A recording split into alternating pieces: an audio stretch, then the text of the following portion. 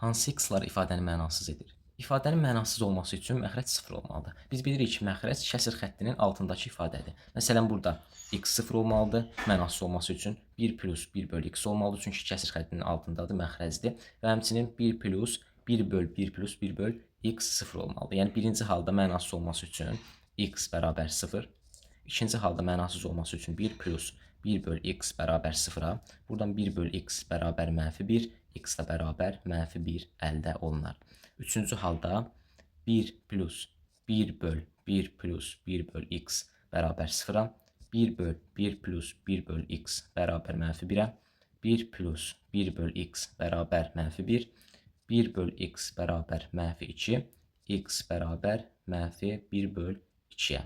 Deməli, bu ifadəni mənasız edən x-in 3 dənə qiymətidir. 0, -1, -1 böl 2.